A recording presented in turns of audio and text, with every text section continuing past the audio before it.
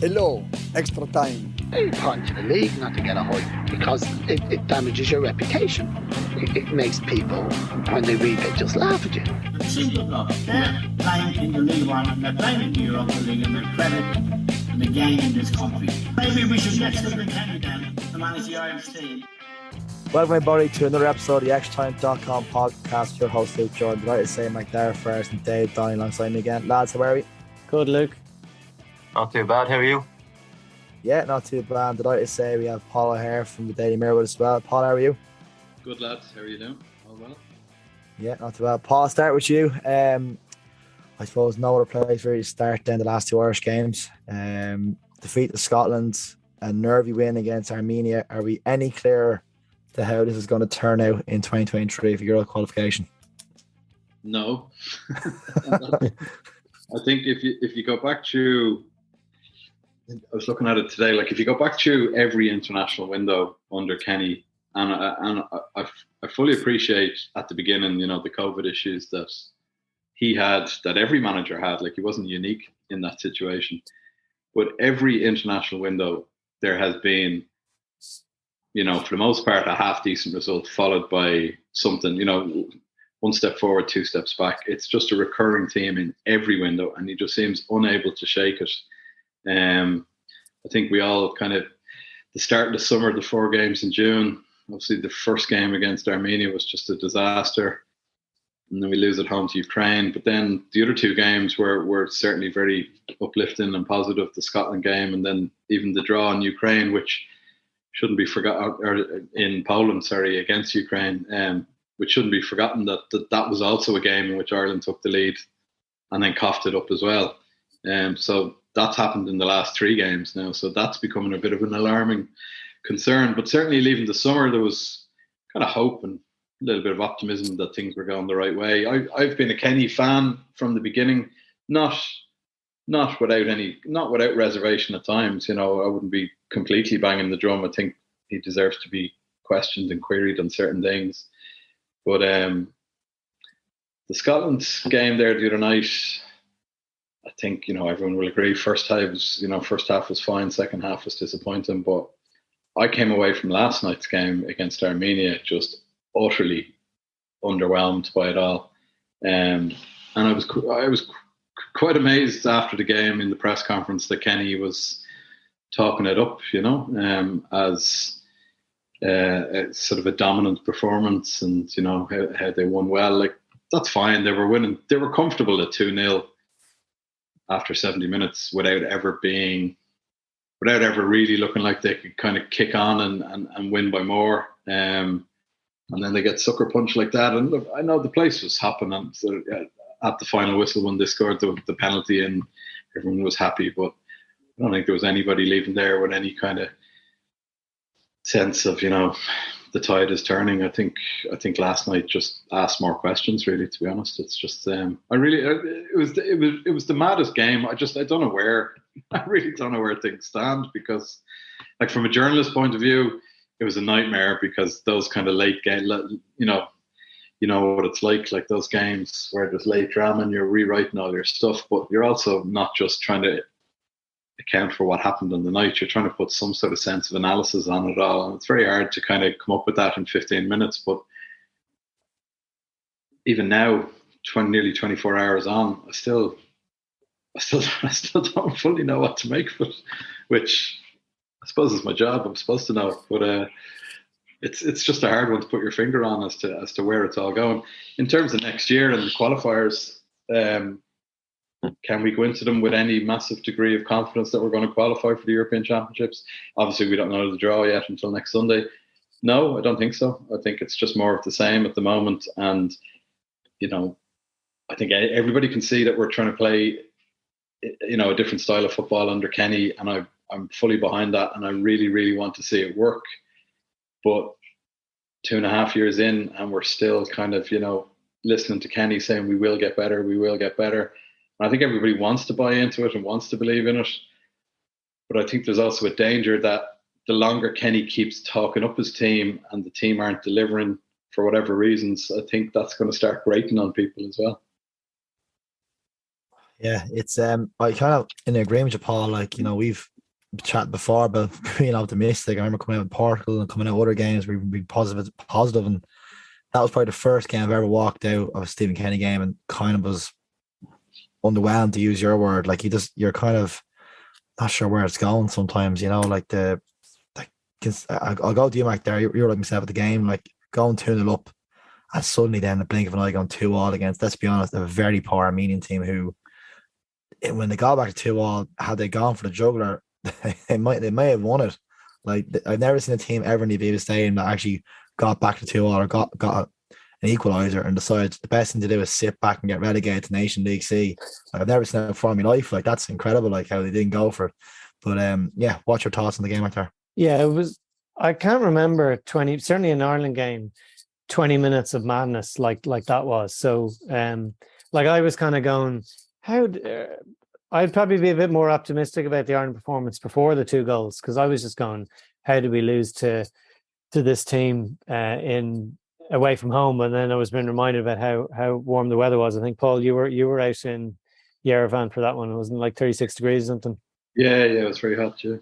Yeah, definitely wasn't 37 degrees in Lansdowne Road last night. But just to cough up 2 goals like that within 2 minutes, and people will have seen replays of the goals and will hang Conor Horan up for that pass. But it was the fact that they conceded that goal, and then this is a team that I know there's a fair amount of young players in it, but there's still a lot of experienced players who've played a lot of football matches, and the fact that they couldn't just settle in having conceded a goal, and that they coughed up the next one so quickly.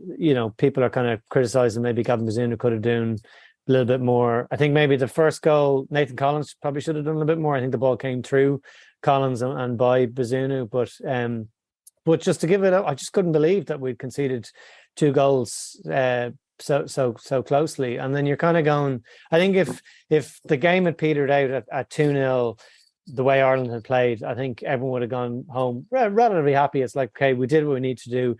They're the weakest team in the group. We beat them. We've stayed in League B, and away we go. And it was just the manner, because I knew we'd be back into, again, I'd be a Stephen Kenny supporter as the Ireland manager as well, but I knew we'd have Damon Delaney. He was really angry I got home, I was able to see the end of the Virgin coverage. He was really angry about Stephen Kenny, and then RT+1 came into its own, listening to hear Liam Brady, who surprisingly is rowing in behind Stephen Kenny at this point. And it was just like you, Paul, I was just hoping we've moved on from this discussion. Everything is just it's yes or no. It's one way than the other, and it's not. It is an immediate thing. It's the nature of how the performances and how the results have gone that it's lending itself. But I don't think there's certainly my view is chatting to people around me, and I was there with my season ticket. I wasn't in the press box, so chatting to people around me, like everyone was just kind of shaking their head and scratching their heads at the end of the game. But there's no, certainly I don't feel any kind of groundswell that people think, oh, Kenny should go or anything. I don't think we're anywhere near that. But you're kind of going, we've got the friendly against Norway to come in November, and then I presume it's more of a kind of a training camp and friendly away to Malta. And you're just hoping that they come through that without any big dramas, so that, when we come back in the new year, we can try and get a bit of momentum. So that's kind of where my view is, Luke. I thought it was quite. I wasn't at the game, unlike you, but I thought, just looking back at the second half, I kind of watched from around the time of Femi's goal, but the ecstasy of Stephen Kenny and the management team, like when we went 2-0 up, they were, head over heels. They were absolutely delighted.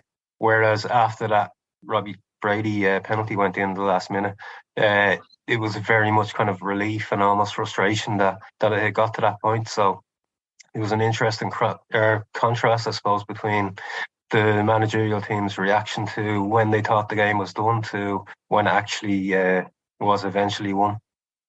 And the thing in the press conference that struck me afterwards was pretty much on what you're saying there, Dave, that, you know, a sense of relief, and I think certainly among the media anyway, there was a strong sort of suggestion that, you know, a strong feeling that Ireland got out of jail despite being dominant up until they conceded those 2 goals. And I wasn't being dismissive of the performance. It was up until, you know, when it was 2-0, it was more so just what I meant was, you know, they're 2-0 up against the 92nd world, you know, ranked team in the world. So let's not get too carried away.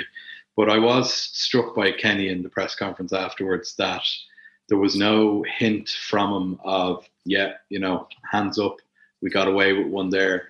He came in and he sat down and he was just back to the same kind of rhetoric of, you know, that was a great performance. You know, strip away the drama of the last few minutes. That was a brilliant performance. We're getting better. We're this, we're that. And it's all the stuff that he's been saying from day one. And you want to believe it. You want to buy into it. But we're not in the first 6, 7, 8, 9, 10 months of his reign now. We're 2.5 years into this nearly, or 2 years since the first game. And it's the same stuff he's saying. And again, everybody really wants to buy into it and believe it. But I think the more that he just keeps banging that drum in the face of kind of performances like the other night, not performances like the other night, but just the kind of, just the you know, a game that was at odds with itself, really. I just think it's going to start rubbing people up the wrong way pretty soon. If the team don't start, you know, stringing a few more actual meaningful results together, you know, because there's only so many ways he can keep coming out saying everything's brilliant when actually there's quite a few questions about his team. And I think maybe sometimes if he was a bit more honest and hands up and sort of addressing a few things, that it actually might curry a bit more favour, you know. Yeah, it is kind of, from my feeling anyway, like going to Stephen Kenny's press conferences over the last couple of years, you can almost predict what he's going to say beforehand, regardless of whether it's a pre-match or post-match, regardless of the result. And we always used to make fun of Martin O'Neill, kind of, you know, no matter what happened, he'd always come out and say the same things. And if Tony O'Donoghue or anyone else questioned him, he'd kind of be prickly in it. But there is kind of a certain monotony to the Stephen Kenny press conference as well at this point. Yeah, and, you know, he's never going to criticise any of his players publicly, but it's another thing that strikes me as to the absolute kind of lengths he goes to not to criticise them. And I don't know whether that's because they are a very young team, and they are, you know, we shouldn't forget that either, you know, that he has come in and revamped almost an entire squad. I know we touched on earlier that there are still experienced players there, but it is a very young team. So you know, there are certain allowances that you have to kind of acknowledge and cater for, but he will never ever shop any of his players. Like, he just doesn't go there, you know. And the Conor Howerton thing last night with the pass for that goal, like, Kenny just, you know, probably defended him and in the press conference afterwards and said, look, you know, Conor knows he made a mistake and mistakes happen and any player can make a mistake, but, you know, he's one of our best professionals and, you know, blah, blah, blah, and all this type of stuff. So, like, he's never gonna shop anybody. And Dave's right, like, a lot of the stuff in the press conference is quite safe. And I remember his very first press conference, sorry, not his very first press conference as Ireland manager, but I think it was the pre-match press conference for his first game away to Bulgaria. And he was talking about, you know, just that classic thing of, you know, Irish teams play a British style of football, you know, which is what all the opposition managers come to Ireland have said for donkey's years. And Kenny was talking about how much that really annoys him and how much he wants to change it and whatever. And, you know, that was all kind of admirable stuff.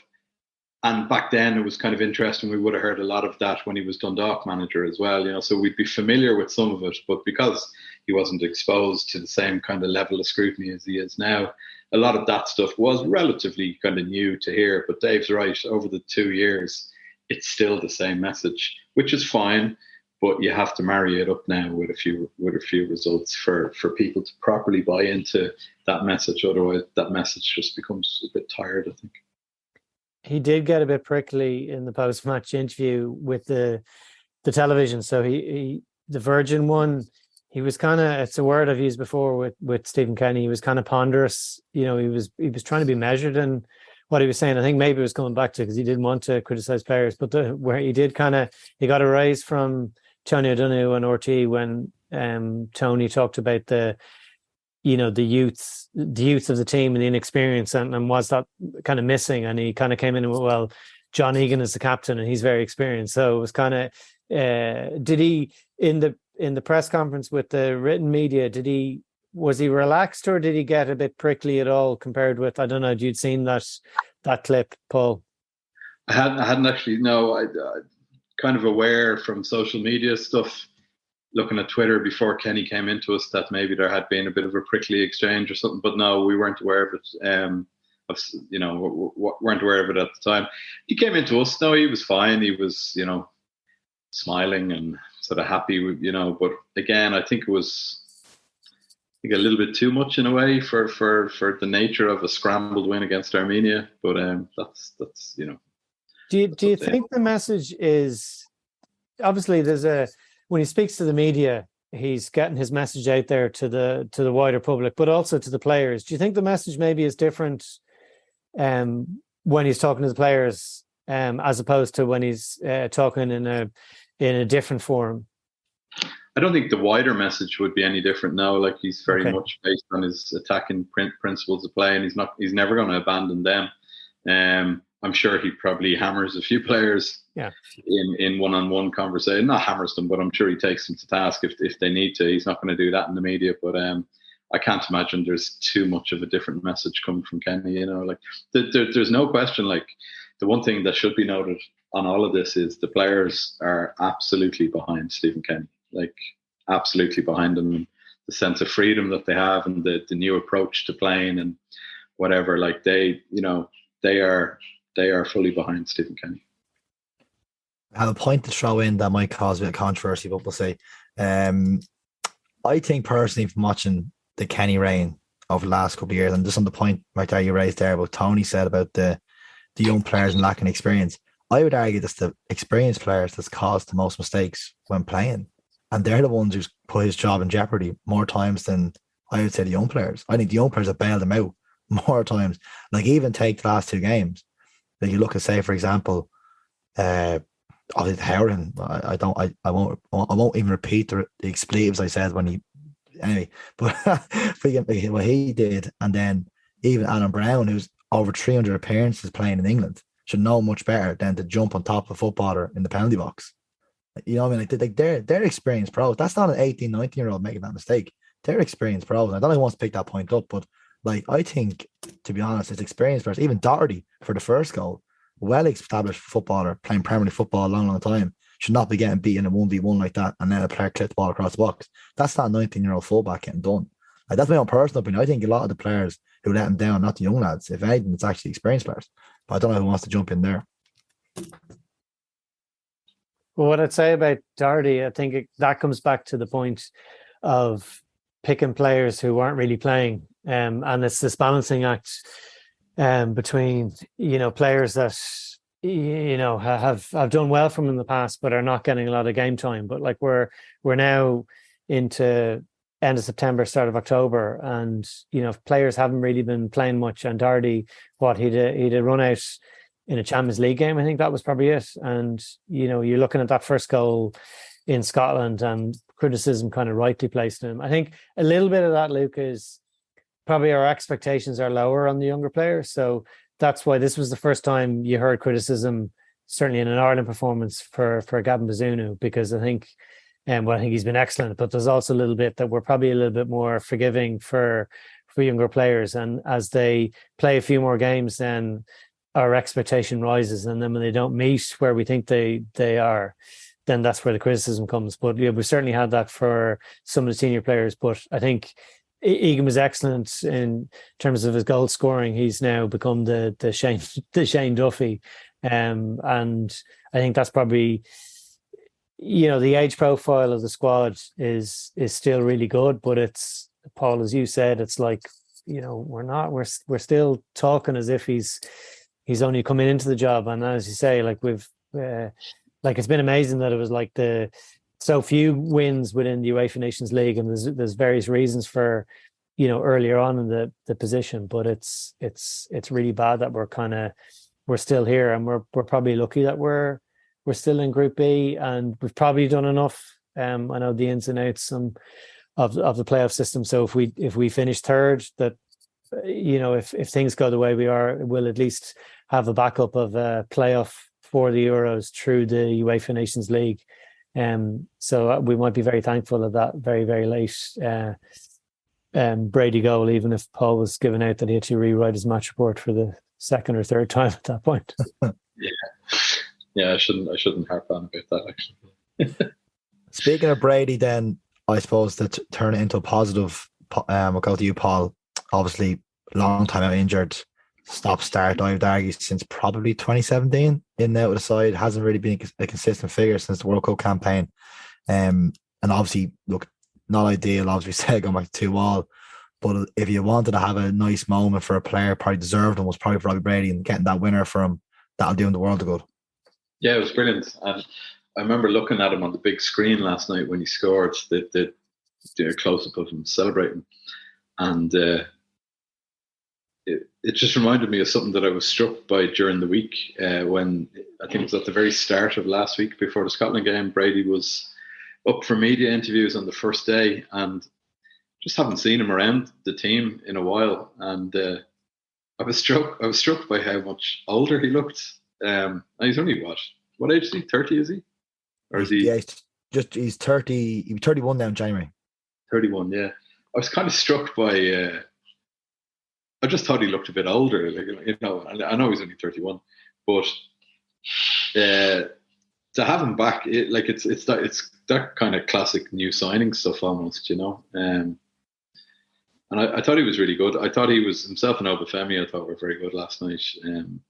Just that sort of fresh outlook or fresh outlet. And because he's been playing as kind of a left wing back, it's more competition for places there. And plus Brady can play in a number of positions. And the one thing that throughout Brady's injury and throughout the time that he was out, Kenny even unprompted sometimes at press conferences would just from time to time just bring up Robbie Brady, and Brady might have been out of the picture for a long, long time. But Kenny would still bring him up, and he'd always there would be a little name check for Brady once in a blue moon, once every now and then. He's a huge fan of Brady's, Kenny, and I think if Brady stays fit, he's going to have a big role to play in this team. Whether that's at wing back or whether that's in maybe in the more attacking position, I don't know. But it's funny, when Brady was fit and when he was playing for Ireland, he obviously wasn't in tremendous form, and all the commentary was around how himself and Jeff Hendrick had never sort of hit the heights that they set at Euro 2016. I don't think, maybe we shouldn't be expecting Brady to get back to those levels, but I think having him fit and firing for the Euros campaign will be a massive asset for us potentially. I was surprised actually that Brady didn't start against Scotland, because the way Stephen Kenny spoke about him in that press conference Thursday of the week before last, he very much spoke about him as, I believe the words he used was, as a wing back, he's ... different. And really spoke of his kind of attributes about, he thinks differently than a wing back. He comes inside, he finds players rather than, the Doherty type who kind of bombs on. And, I thought he'd play maybe ahead of McLean or Doherty. Obviously, the Doherty situation is complicated and maybe he was pressed into playing him there. But I was surprised he wasn't in the team against Scotland. And there was no surprise that he came in for the game against Armenia.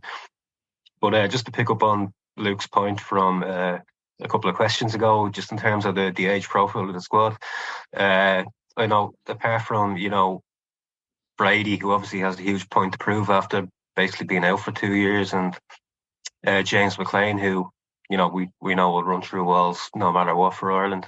But I would have a feeling that part of the reason that Stephen has brought through so many young players is that he knows that they do have something to prove. They're at the start of their careers, like Obafemi or Bamidele or Darragh O'Shea, even Nathan Collins. They're all players who are on an upward curve, whereas maybe there's a few players in the squad, the likes of Doherty or Coleman, who are maybe more content with their place, and I suppose they're on the wind down in their career, and maybe they're a bit more complacent. I'm not accusing them of anything in that regard. I'm just saying that their club situation might be slightly different. They're not having the same demands put on them every week to continually improve. And maybe, I don't know, just my own sort of theory is maybe that's the reason why Stephen Kenny went so aggressively to bring the young players through so early. Oh, I think it's a good point. And I remember earlier on, I'm not sure who the journalist was, and forgive me for not crediting his work, but he made a point that regardless of what happens now with Stephen Kenny, whether we qualify for the Euros or not, or whatever the case may be, I think it's undeniable to say that whoever comes after him is in a much better position to take the job with the players now available after being blooded the last 2 or 3 years. So regardless of what people think of Stephen Kenny and his performances, I think it's undeniable, and I'll throw it to you, Paul. Do you think that the Irish setup is in a much better shape than it was, say, post Martin O'Neill? Yeah, I agree with you, but I think that'll eat away at Kenny.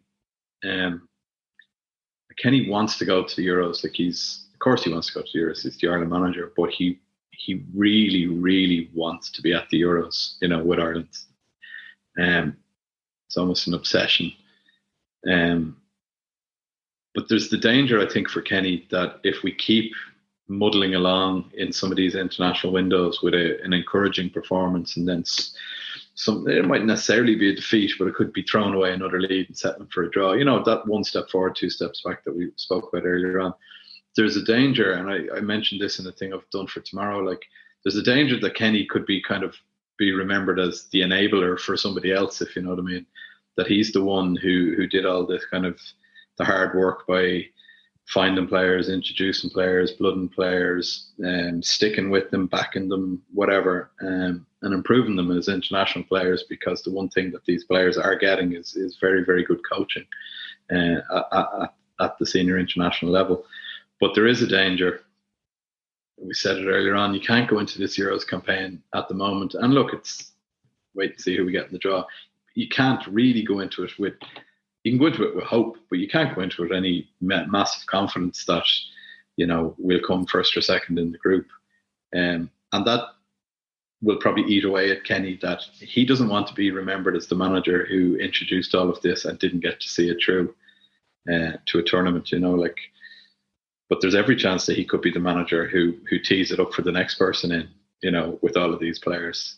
And that'll eat away at him. That's motivation enough in my eyes for him to address this in what's going to be a defining year for him.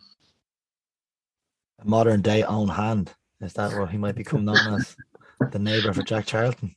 No, I think it's a good point. I think I think this is a good point made to finish on, I think, before we wrap up, I think, is that I do think, regardless of what happened last night, and obviously Scotland get disappointed, but the performance wasn't too bad, I do think the commentary has been slightly over the top too. I think what the points we're all making, I think we're all on the same hymn sheet, that it's a bit underwhelming, and maybe we're not as positive as we were maybe a few months ago.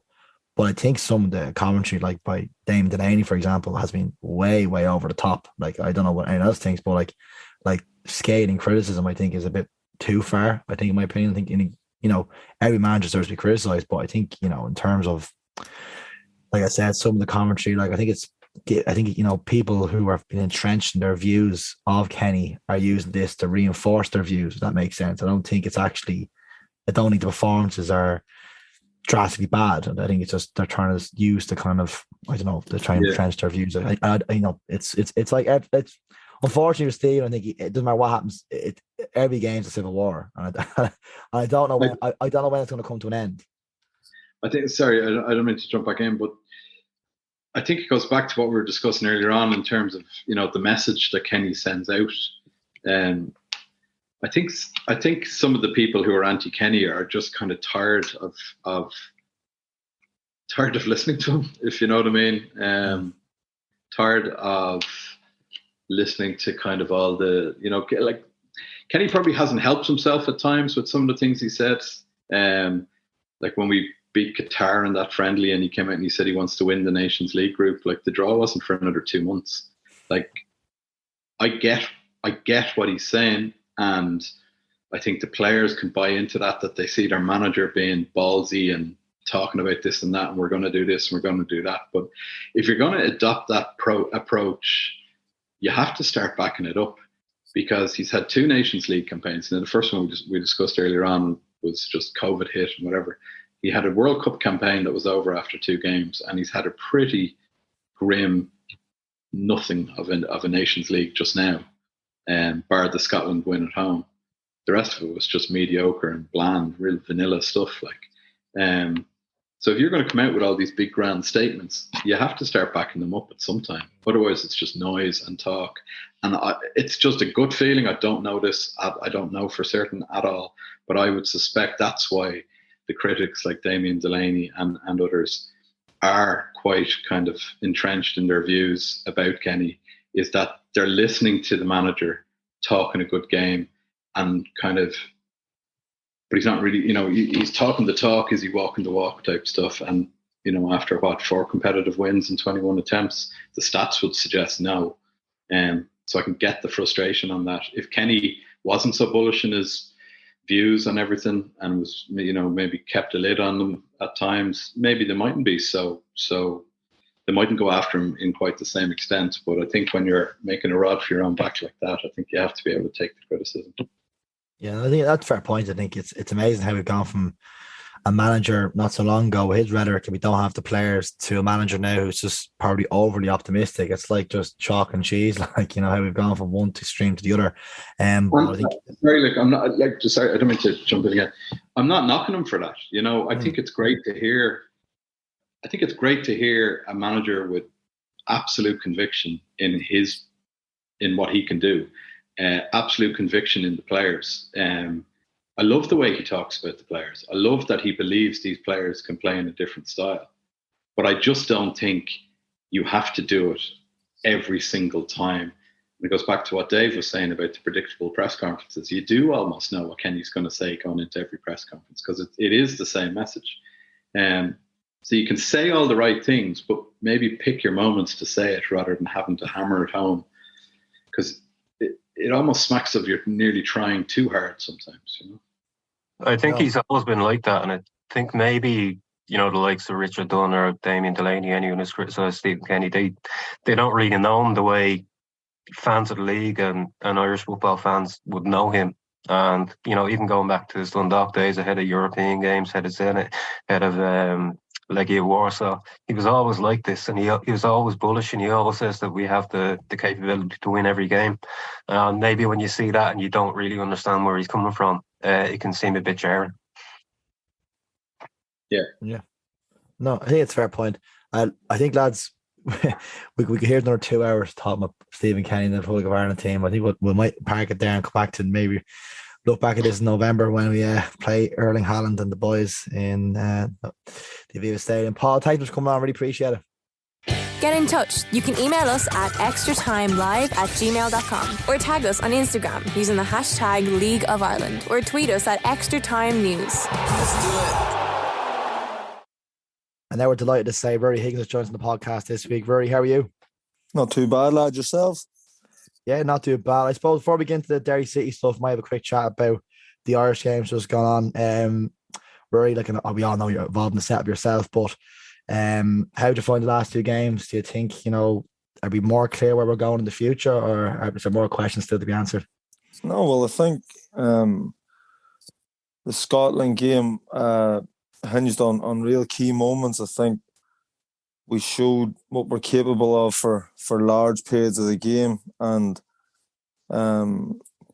I felt we were going to go on and win it, and obviously got done with a penalty. But I think for large periods, both Scotland games has shown how far we've come and the direction we're going. And last night we were so comfortable in the game, and then just five minutes of not what we were expecting and put us on the back foot, but we showed a bit of character and went on and won it. So I think the last couple of camps have been positive, and I suppose that the new energy in the team, the new way that we're playing, I think it's we're going to see the benefits of it going forward.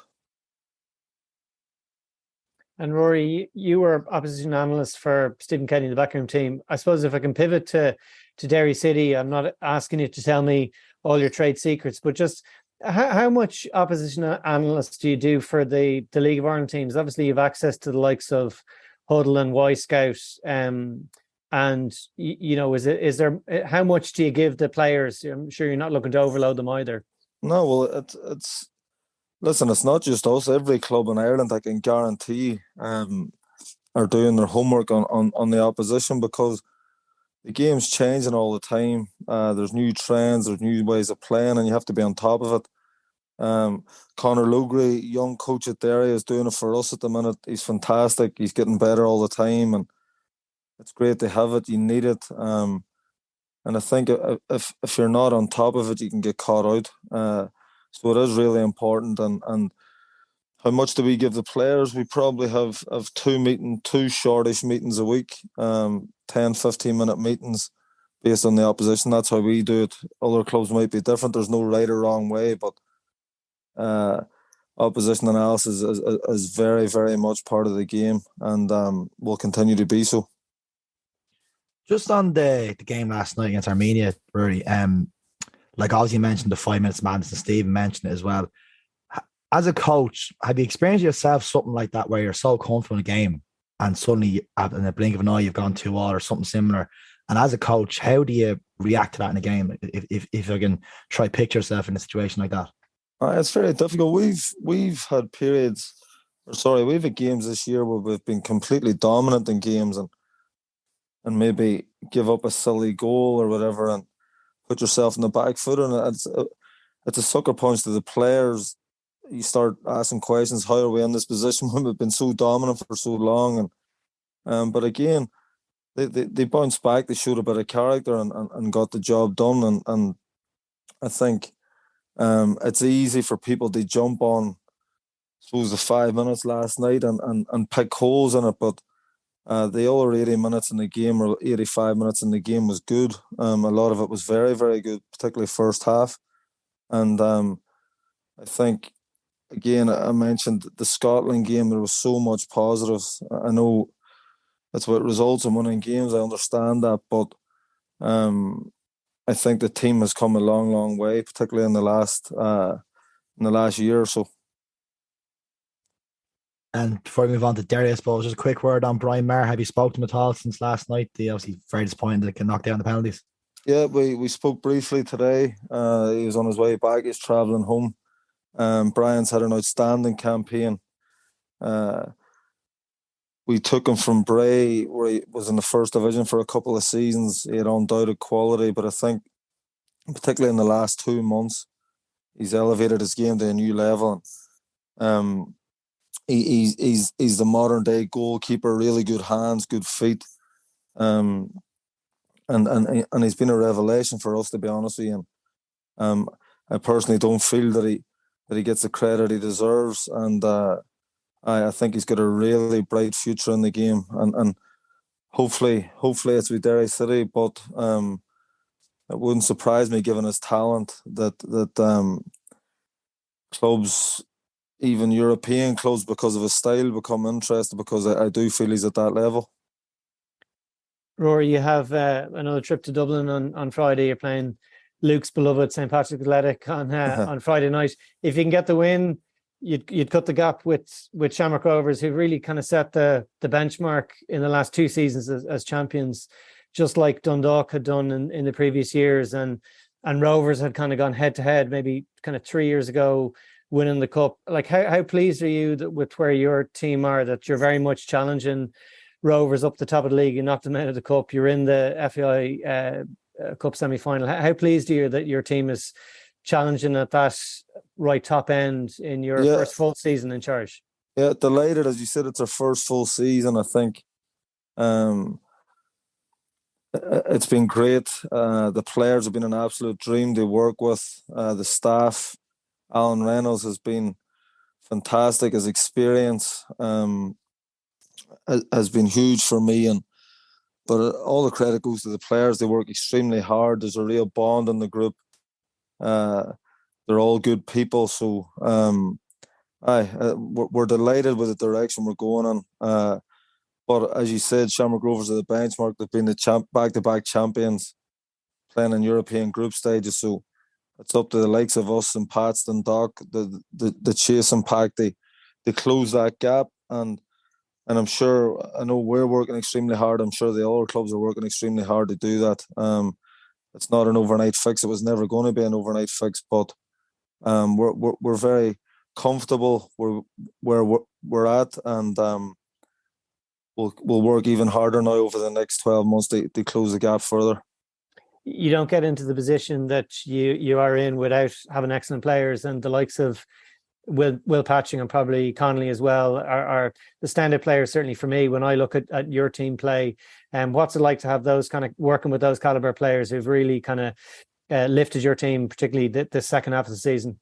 Yeah, brilliant. There's a number of factors why our form has improved since the mid-season break. We've more depth in our squad now, and we can spring people from the bench to go and turn the game, where that mightn't have been the case in the first half of the season. But we've got top class players. We've got emerging players.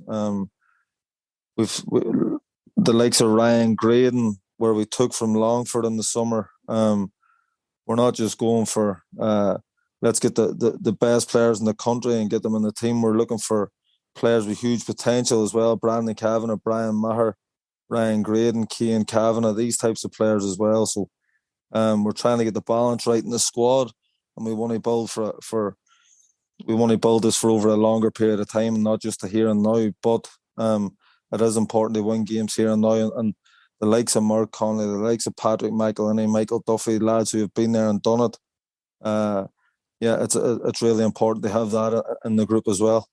And you called there Duffy and McElhinney, coming in, you haven't had as much of their game time and minutes on the pitch as you would have liked, but when they have been available in recent weeks, people have just seen, well, they know how good those players are, but it's really made a difference in terms of their fitness levels now for the rest of the season. Yeah, Patrick has played a lot more than what people would think. Patrick's played now, I'm not sure what it is. I'd say he's played the guts of 14-15 on the spin. He played a part earlier in the season as well. So I'm not sure exactly what the stats are, but he's played a lot more than what people would give him credit for. And Michael's introduction back into the team has been huge. The other players have got a lift from it as well. So these lads are match winners. Brilliant people as well, and I can't stress enough how important having the right character in a dressing room is, and our dressing room's a really good place at the minute. Obviously, winning games of football helps, but I'm confident we've got the right characters within the dressing room to mount a serious challenge over the next year or two. I'm sure you were very disappointed with how the European games went. You got a difficult enough draw. Is the silver lining that Rovers are having to play all these games at the minute, and it's maybe allowed you kick on a little bit more preparation time, and has allowed you kick on in the league and obviously in the FAI Cup as well? Well, I don't know, give me Shamrock Rovers problem every day of the week playing in group stage football. I don't think it's to be complained about. I think it's to be embraced, as they have been doing. They've been outstanding, particularly at home. They've been very, very good. But you make it sound there like it's a problem. Give me that problem every day of the week.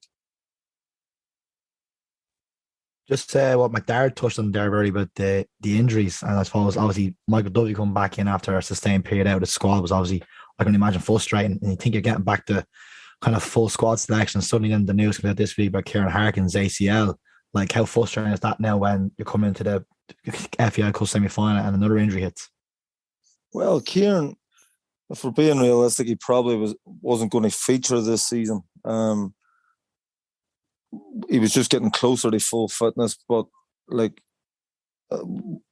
Kieran's sort of, it's unbelievably unlucky. He has worked extremely hard, 7 months into his rehabilitation. He's worked extremely hard. He's been come in every day with a smile on his face. He's a dream as a manager to work with. Derry City's his club. He's been a supporter his whole life, and we're all just absolutely heartbroken for him.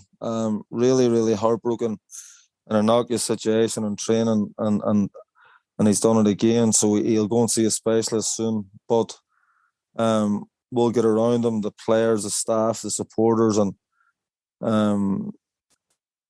like Kieran is very slight in stature, but he's got the biggest heart you've ever seen. Really, and I mean that. And if anybody, I think, can recover from 2 injuries like that, it's him, and we'll be fully supportive of him in doing that. And I know I said it before, and his recent injury, that he has a huge role to play, even though he's injured, and that will continue. Rory, how difficult has it been this season in terms of, I'm sure you're well aware of the commentary that's come out at the start of the season, but obviously the investment in the club from the owner, the players coming in, the general excitement around the city, I can imagine, was huge. How difficult has it been for your job to kind of manage those expectations, to make sure people don't, run ahead of themselves, if that makes sense? No, well, I mean, it's important. Like, Derry City Football Club is a huge club, a big fan base. When things are going well there, they get right behind it. And we had a month in May that is very forgettable. We had poor results, but our supporters kept coming. There was full houses every week, and they've stuck with it. You have to embrace that expectation. They're very educated people up here. They know their football, and they see what we're trying to do. But Philip, when I met Philip about taking the job, whenever it was, 18 months ago or whatever, the plan never changed. He hadn't sold his business at that time. The plan had never ever changed. He was going to invest in the group. He believed in me, and he's invested in the group, and it's gone hand in hand. We've got sellouts at the Brandywell. There's more Derry City jerseys around Derry than there is any club in England. So it's going well. The supporters are buying into what the players are doing. The players love the supporters, so there's a real good connection there, and long may it continue. You have the semi-final of the FA Cup to come against Treaty United, and home draw is what you want. The prize obviously is to get to the Aviva Stadium. You mentioned the fan base there, and you've played and won at the Aviva Stadium in the FA Cup final. What would that mean for the club to get to that event? And obviously your aim then is to go on to lift the trophy, but the prize to get to the final and bring a big crowd down to Lansdowne Road. Yeah, absolutely. That's the aim. We'll fully respect our opposition. Treaty have put away UCD comfortably, so we will do our work on Treaty. We'll give them the total respect and treat the game like every other game. I don't like getting ahead of ourselves talking about bringing crowds to the Aviva. We have a job to do first, a big job to do, and we hope that our supporters come in numbers once again and get right behind the team and don't see it as a straightforward game, because I can assure you it won't be. But if we treat it with respect and treat it in the right manner, and our players produce a performance, then we can go through. But if we don't do all those things, we could get turned over, and there'll be no trip to the Aviva. But if we do everything right, then we could look forward to an exciting day. But there's a long way to go until we achieve that. Just looking ahead, obviously, the run into the season as well in the league. Has there been any discussions in the squad looking ahead to the 30th of October? Travelling to Tala, possibly a title decider, if I can ask? No, there's been loads of talk of going to Inchicore on Friday night. And loads of talk this week, because that's our next opponent. And again, it really irritates me when people, and you're like, that's your job to talk about all this sort of stuff. But unless we do our business right, unless we win all our games, then that trip to Tala will mean nothing. Absolutely nothing. Do we dream of going down there with an opportunity to keep this alive? Of course we do. But what have we got? 4 league games before we go down there, so it would be extremely foolish of us to look past St. Pat's, who are the form team in the league at the minute, who are absolutely flying. And again could easily turn us over if we're not at our very best. Yeah, and I was looking ahead to Friday night. I was unfortunately there when you turned us over the last day very comprehensively. I imagine you want more of the same this Friday. Well, that would be ideal. Give me a scrappy 1-0 now and I'll take it. But no, listen, Tim, a lot has changed since then. Playing a different system, obviously. The summer window for Pats and Tim and his staff has been very, very good, and the team has improved dramatically since then. So we're under no illusions how difficult this is going to be. But I would say it's a ground we love going to. I think it's a brilliant venue. The crowd's on top of you. The pitch is normally very, very good. So there's a lot to be excited about. And our players are in good form too. So we'll go down and give it a go. We'll not sit in and try and break on them. We'll attack Pats, and I'm sure they'll attack us. So I'm sure it'll be an exciting game for the neutral. Maybe not for the two managers, but for the neutral. And what's the tactics then for Friday, just between yourselves? The tactics are they try and win by hook or by crook. Rory, thanks much for coming on the podcast. Really appreciate it. No problem, lads. I hope I didn't bore you too much. No, super. Listen, appreciate that. Thanks a million. Get in touch. You can email us at extratimelive@gmail.com or tag us on Instagram using the hashtag League of Ireland or tweet us at Extra Time News. Let's do it. Welcome back for the third half. Thanks to Ruaidhrí Higgins there for hopping on the podcast this week. Dave Donnelly and Macdara Ferris still alongside me. I'll go to you, Dave. Just a quick word on the 21s. Obviously, heartbreaking stuff. You were watching the games. Come so close, but yet so far. Yeah, I think it's better that I talk instead of Macdara, because some of the things he said off tape are unprintable. But it was really disappointing. I think over the two legs, Israel probably deserved the win. I think they played better counter-attacking football in Tala than Ireland played in Tel Aviv. There was a good spell in the second half, particularly when Finn Azaz, the half Israeli, half Irish player, came on. But apart from that, I think Israel had the better chances over both games, and their keeper was absolutely inspired in both games and probably won them the game. But in terms of, I suppose, if you're measuring up the two teams together, I always have a thing I say when you're going into a penalty shootout, the technically better team 99% of the time wins, and Israel were technically better than us. And I think as soon as it went to extra time and then penalties, I think the writing was always on the wall for us, and unfortunately our penalties just weren't good enough. So there's no dispute over the result. I think the better team won over two games. Yeah, no, it's a real shame, and the lads done so well to get so far. The first we've ever gone, the 21s competition, and particularly like Conor Coventry, the most capped player in under 21 history. I was reading there was a really good piece with David Snyder in the 42 yesterday, because we don't know what day is going out, but before the game, it was a really good kind of deep dive where he went and met his Conor and his sisters and his Nana and his ma. So it was a really good piece, and he was just kind of, over the last week or so, he's been talking about how, he just desperately wants to keep the adventure going for as long as possible, because he's over age now. Just watching his interview after the game, you could see what it meant to him, and it was really, really, particularly disappointed for him, because he just seemed to be, shut down by the whole thing.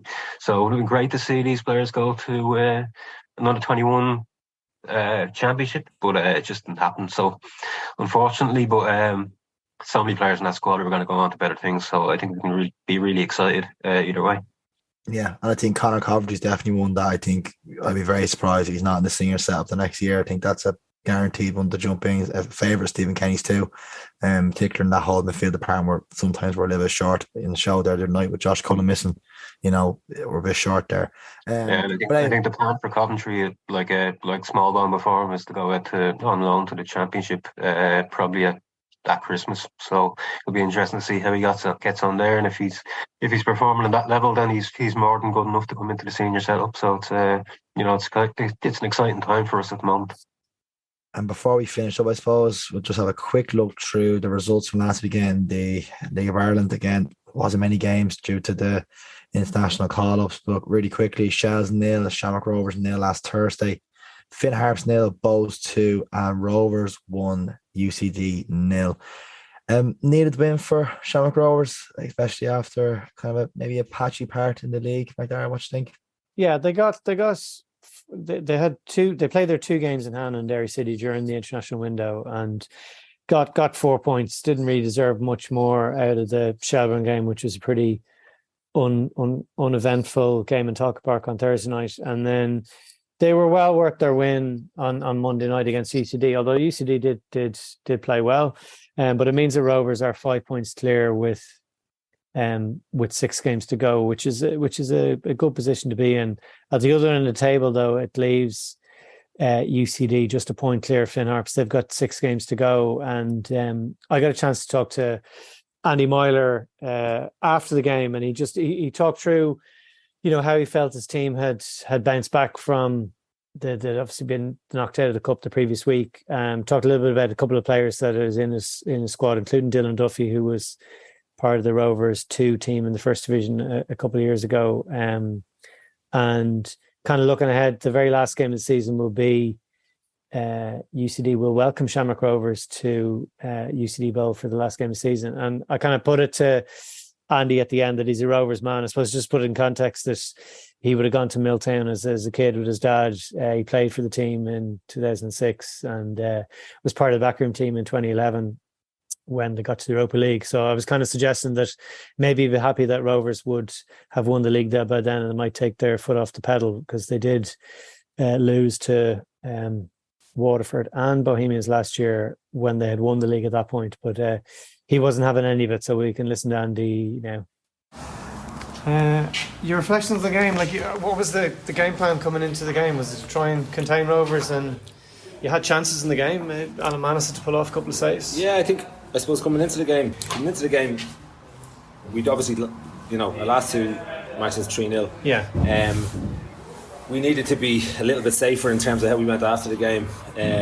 Bit disappointed with that first goal, and obviously you're looking to bring Rovers onto you a small bit. Yeah. And can you get a chance? Can you get a break? I suppose that happened more in the second half. Didn't get too much joy of it in the first half, but our shape was very, very good. Our keeper didn't have a whole load to do other than getting smacked in the head and having to go off. And is he okay? He's okay. Just precautionary, is it? Concussed. He actually didn't remember the rest of the first half. Okay. And at the time when he was assessed, he obviously said all the right things. Yeah.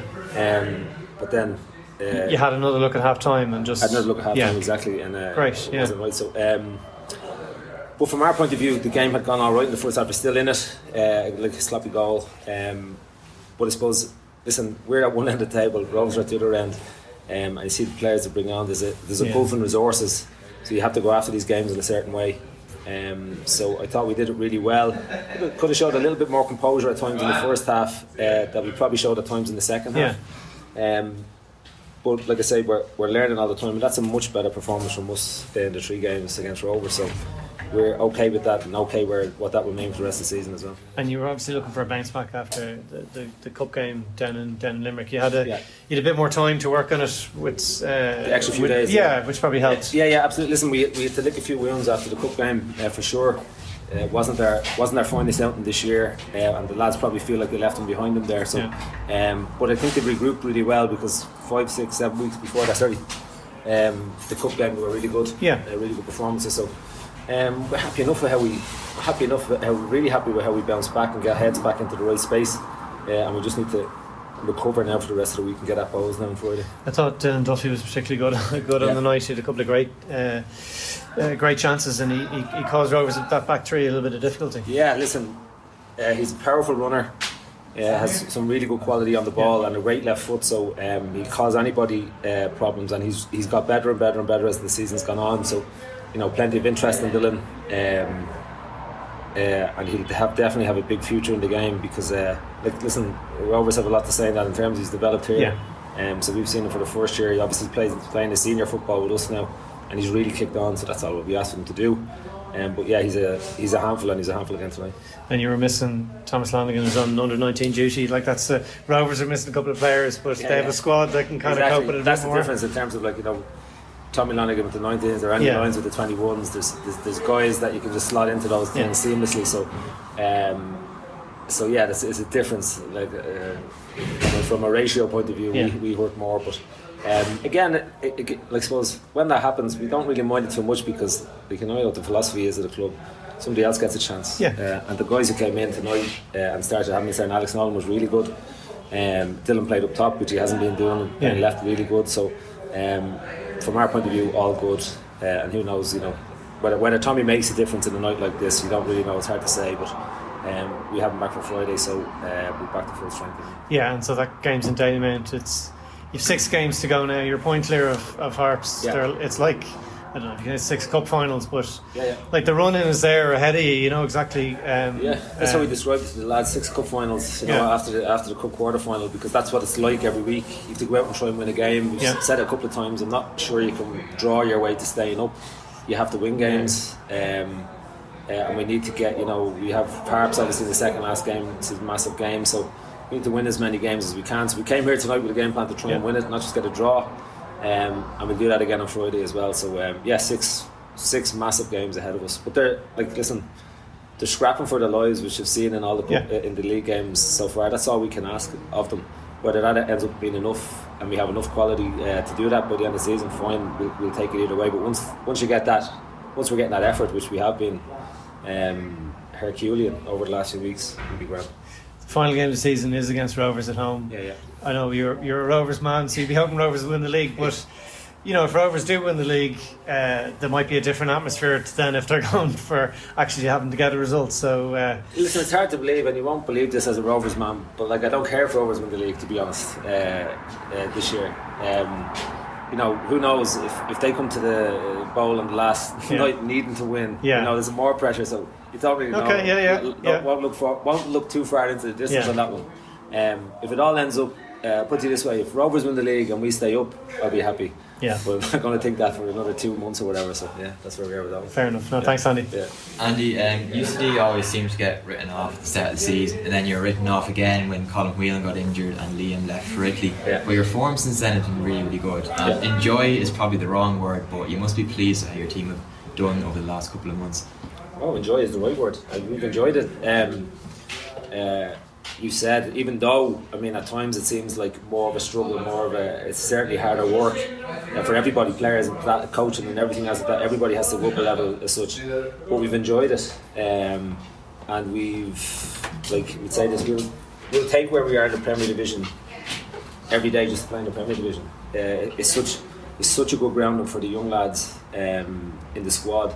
And even what they've learned tonight, what you learned on the treaty last week, what you learned tonight, what you learned to get winning against Dundalk and losing against Rovers, it's massive for them at that part of the year. So we enjoy is the right word, not the wrong word. And that was the UCD manager Andy Myler there. He was talking about myself and Ronan McNamara. We were reporting on the game on Monday night. Yeah, I suppose we've covered a lot today, Macdara, haven't we? We kind of, but do you want to tell the listeners about the experience you had at the Aviva Stadium on leaving the game or during the game, and I can tell the listeners my experience on leaving the game. Yeah, so I had an interesting experience. First, I would say, my usual season ticket spot, just sitting there alongside my brother, and then you kind of see these two who sit beside you, different people every game, and then I figured out, say, after 2 or 3 minutes, that's a first date. So, very interesting place to have your first date. Some of the dialogue between the two of them was interesting. It was good to get to know each other. And should I develop more, or should I leave it there? Or well, how did they take the 2 goals in 2 minutes? She actually got very rowdy. Was she in the pro or anti Stephen Kenny camp? I think she was saying at one stage they played decent football. I think they were, and then she, like myself, threw a few expletives into the number 8. She didn't know his name. She said that number 8 is beep beep beep beep. I was saying, I agree with you. But it was they had a first day at the Aviva Stadium. Won't remember. Will they be back, do you think, sitting beside you for the Norway game? I don't know. Like if he shows up without her, I know that they didn't go well. So, well, my experience was, as I mentioned, I wasn't in the press box, so I was wearing green. So I was wearing a Shamrock Rovers hat on leaving the ground, ducked up one of the lanes up towards Bagot Street, and there was a kid walking in front of me, and he spotted the Rovers hat, and he was going, "Yous aren't going to win the league." And I was like, "Who do you support?" Presumably he was going to say Pats or Bows or something, and he was like, "Derry City," and I was like, "Oh, Derry City." I was like, "Yeah, my brother plays for Derry City," so it was Cian Kavanagh's younger brother who was slagging me off, and I was saying, "Well, do you think?" I was saying that Derry would probably win the cup, and he was like, "Of course they're going to win the cup." So there you are now. So that was my experience on leaving the game on what was quite a strange night, having been in there very early to watch the first half of the under 21 game and the big screens in the stadium, not in the stadium bowl, but behind. I'm watching the first